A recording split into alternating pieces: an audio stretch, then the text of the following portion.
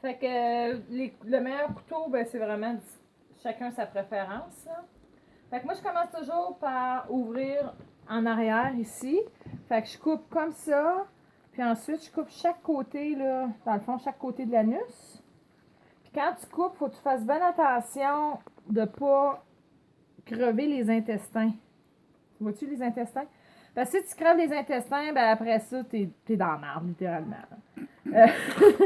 Moi, cette partie-là ici, je l'enlève toujours parce que c'est plus facile pour moi. Mais il y en a, normalement, quand tu achètes un poulet à l'épicerie, là, il est encore là, là. Fait que ça, il y a des os là-dedans. Là. Fait que tu vas juste couper autour des os. Puis je sais pas si tu vois, là. Comme ça. Puis là, après ça, ben là, tu peux commencer à les vider. Fait que là, ce que je fais, c'est que je commence par les organes. Fait que là, je vais chercher la première affaire qu'il y a sous ma main. En général, c'est le gésier qui va sortir. Tu vois, les coques, là, ils sont gras. Ça, c'est beaucoup de gras, là. Ça dépend des années. Il y a des années. Si tes coques sont plus actifs, il va y avoir moins de gras. Fait que ça, c'est le gésier. Normalement, je le mets de côté, puis faut l'ouvrir. Je vais vous montrer comment dans une autre vidéo. Fait que là, je sais pas si vous voyez le foie, comment il est beau. Oui. Fait que là, je vais chercher le foie. Fait que je fais juste tirer sur tout. Mais là, le foie rendu ici, il faut faire attention parce que ça, c'est la vésicule biliaire. Fait que si tu bosses la vésicule biliaire, ben, il faut que tu jettes dans le fond, là, tout ce qui a touché au liquide parce que ça sera plus bon. Fait que là, tu vois, j'ai la rate à travers, là. Faut que tu essaies comme tu peux, là, d'aller chercher, là, tes organes sans trop. Puis moi, je me dis, c'est pas grave, même s'il manque un bout de foie, là, tu sais.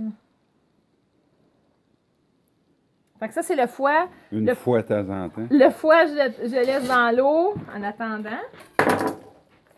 Puis là, je vais continuer ici. Fait que là, je peux continuer à enlever les intestins.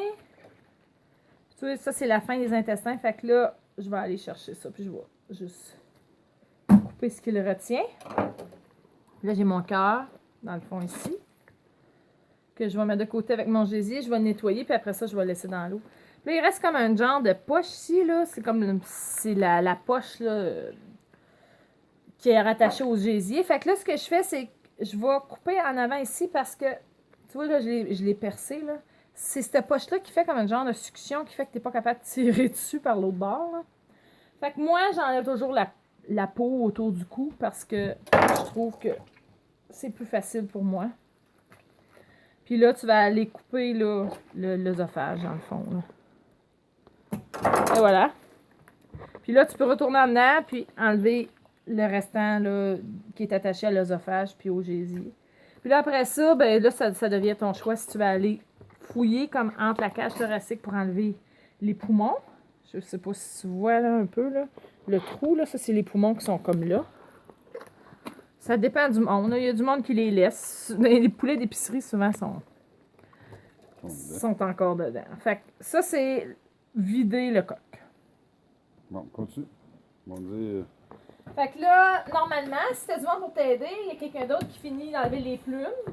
Là, les plumes, ben là, mon coq, il est sale pas mal, fait que je vais juste le laver. Là.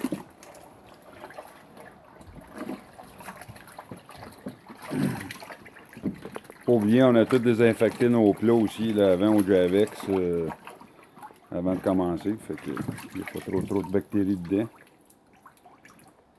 Fait que là, les plumes, ben c'est ça, là, c'est à votre discrétion. Nous, ce qu'on fait, c'est qu'on nettoie surtout les cuisses puis les ailes. Puis le restant des plumes, on s'en occupe pas parce qu'on fait toujours des poitrines désossées avec des paquets de cuisses séparés puis des paquets d'ailes séparés. C'est comme ça qu'on aime les manger.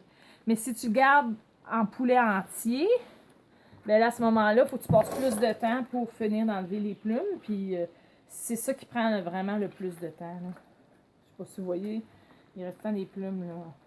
Ben c'est ça. Ça, on développe nos techniques à cause Ça, de c'est de ma faire, faute.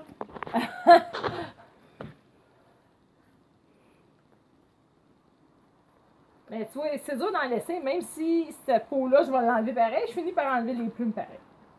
C'est ça, les ailes. Fait que moi, j'utilise un petit couteau. J'ai déjà essayé des pinces à sourcils qui... Tu finiras ça après. Fais juste le montrer, c'est quoi que tu fais avec après. Avec le coq? Oui.